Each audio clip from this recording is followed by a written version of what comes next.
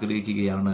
അതിനുവേണ്ടി ഒന്ന് അപ്പോസ്തല പ്രവർത്തികൾ 3-ാം അധ്യായം നിങ്ങൾ വായിക്കുമ്പോൾ അവിടെ നമുക്ക് ഒരു മനുഷ്യനെ കാണുവാനായിട്ട് കഴിയുന്നുണ്ട്. അപ്പോസ്തല പ്രവർത്തികൾ 3-ാം അധ്യായത്തിലേക്ക് വരുമ്പോൾ അവിടെ സുന്ദരം എന്ന ദേവാലയത്തിന് മുൻപാകെ ഭിക്ഷ യാചിച്ചു കൊണ്ടിരുന്ന ഒരു മനുഷ്യനെ നമുക്കവിടെ കാണുവാനായിട്ട് കഴിയുന്നുണ്ട്. ഭിക്ഷ യാചിച്ചു കൊണ്ടിരുന്ന മനുഷ്യൻ. നിങ്ങൾക്ക് അതിൻ്റെ ചരിത്രമെല്ലാം അറിയാം.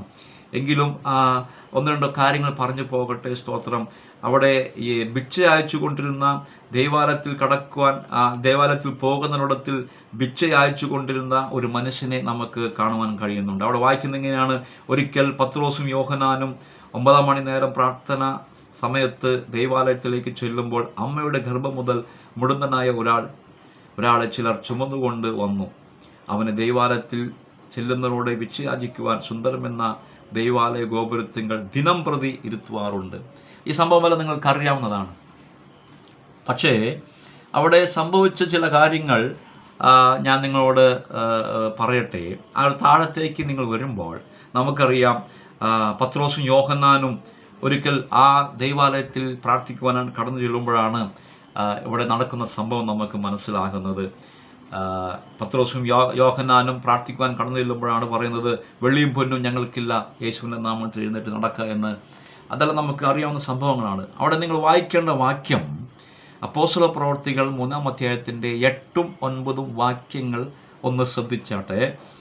അപ്പോസ്തല പ്രവർത്തികൾ 3-ാം അധ്യായത്തിൻ്റെ 8, 9. കാരണം മറ്റു ഭാഗങ്ങൾ നമുക്ക് വളരെ സുപരിചിതമായതുകൊണ്ട് ഞാൻ ഈ വാക്യം വായിക്കാനായിട്ട് ആഗ്രഹിക്കുന്നു. 8, 9 വാക്യം.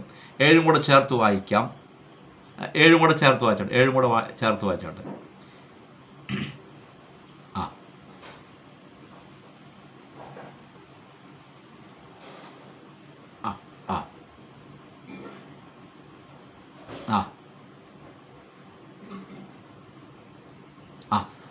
അവിടെ വായിക്കുന്ന ഇങ്ങനെയാണ്. 8-ാം വാക്യം: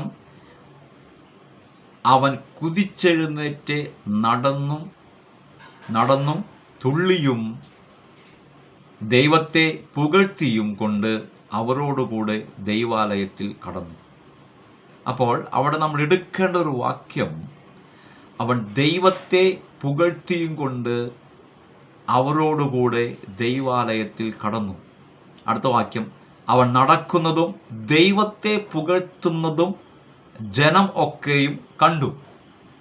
അപ്പോൾ നമുക്കെടുക്കേണ്ട നമ്മൾ ശ്രദ്ധിച്ചുകൊണ്ടിരിക്കുന്ന ഈ വേദഭാഗം സൽഗുണങ്ങൾ, ശ്രേഷ്ഠത, നന്മ, പുകഴ്ച. അപ്പോൾ ദൈവത്തെ പുകഴ്ത്തുകയും അവൻ നടന്നും തുള്ളിയും കുതിച്ചും കൊണ്ട് ദൈവത്തെ മഹത്വപ്പെടുത്തി, ദൈവത്തെ പുകഴ്ത്തി. അപ്പോൾ എൻ്റെ ചിന്ത എങ്ങനെയാണ്? അവൻ ദൈവത്തെ പുകഴ്ത്തുവാൻ കാരണം അവന് ലഭിച്ച സൗഖ്യം. ഇത്രയും വർഷം താൻ ഭിക്ഷ യാചിച്ചുകൊണ്ട് ആ ആലയത്തിന് മുൻപിൽ ഇരുന്നു കൊണ്ട് മറ്റുള്ളവർ കടന്നു പോകുമ്പോൾ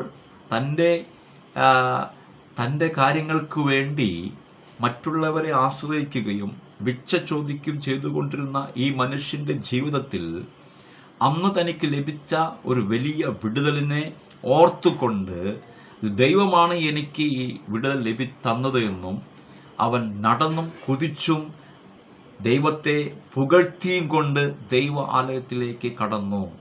അവിടെ അടുത്ത വാക്യം: അവൻ സ്തുതിക്കുന്നതും അവൻ നടക്കുന്നതും ദൈവത്തെ പുകഴ്ത്തുന്നതും ജനം ഒക്കെയും കണ്ടു.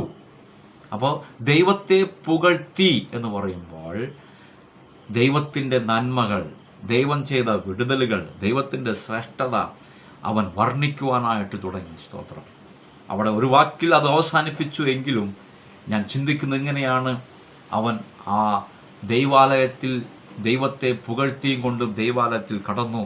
അവൻ ദൈവത്തെ സ്തുതിച്ചു, ദൈവത്തെ മഹത്വപ്പെടുത്തി, ദൈവത്തെ ആരാധിച്ചു, ദൈവത്തെ പുകഴ്ത്തി, ദൈവത്തെ സ്തുതിച്ചു. ദൈവത്തിൻ്റെ ശ്രേഷ്ഠത, നന്മ, വൈശിഷ്ട്യങ്ങൾ അവിടെ പറയുവാനായിട്ട് ഇടയായി തീർന്നു.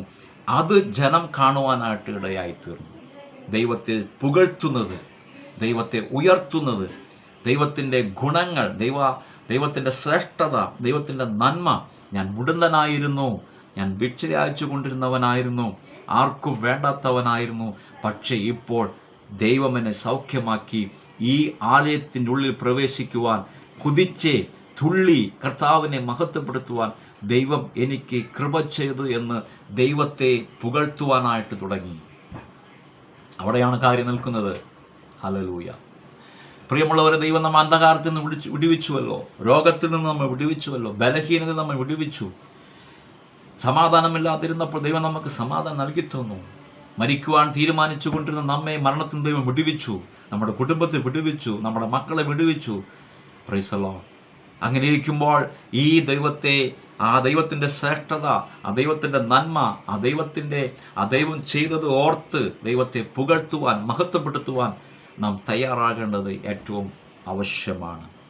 ഹല്ലേലൂയ. മുടന്തനായിരുന്ന മനുഷ്യൻ, മറ്റുള്ളവരുടെ സഹായമില്ലാതെ ജീവിക്കാൻ കഴിയാതിരുന്ന ഈ മനുഷ്യൻ തൻ്റെ ജീവിതം അമ്പാടെ പരാജയപ്പെട്ടു പോയി എന്ന് മനസ്സിലാക്കി ഈ മനുഷ്യൻ, എൻ്റെ ജീവിതം മുഴുവനും ഞാൻ ഇങ്ങനെ ഈ ആലയത്തിൻ്റെ മുന്നിൽ ഇരുന്ന് ഭിക്ഷയാചിച്ച് എൻ്റെ ജീവിതം തീർക്കേണ്ടി വരുമോ എന്ന് ആ മനുഷ്യൻ ഒരു പക്ഷേ ചിന്തിച്ച് കാണുമായിരിക്കാം.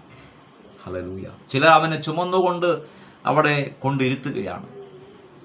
അതിൻ്റെ അവസാനം അവർ തന്നെ ചുമന്നുകൊണ്ട് വീട്ടിൽ കൊണ്ടുപോവുകയാണ്. മറ്റുള്ളവരുടെ സഹായമില്ലാതെ ജീവിക്കാൻ കഴിയാതെ വണ്ണം ഭാരപ്പെട്ടുകൊണ്ടിരുന്ന ഈ സഹോദരൻ. പക്ഷെ അവൻ ചിന്തിച്ചു കാണും, എൻ്റെ ജീവിതം ഇതോടെ അവസാനിച്ചു, എൻ്റെ ജീവിത അവസാനം വരെയും ഞാൻ ഭിക്ഷയാചിച്ചുകൊണ്ട് മറ്റുള്ള പരസഹായത്തിൽ ജീവിക്കേണ്ടി വരുമോ എന്നുള്ള ചിന്ത ഒരു പക്ഷേ അവനെ അലട്ടിക്കൊണ്ടിരിക്കാം. എന്നാൽ ഒരു സുപ്രഭാതത്തിൽ പത്രോസും യോഹന്നാനും കൂടെ അവിടെ കടന്നു വരുമ്പോൾ സംഭവിച്ച കാര്യം നമുക്കറിയാം.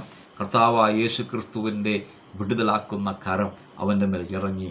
അവൻ കുതിച്ച് തുള്ളിയും നടന്നും കർത്താവിനെ പുകഴ്ത്തി.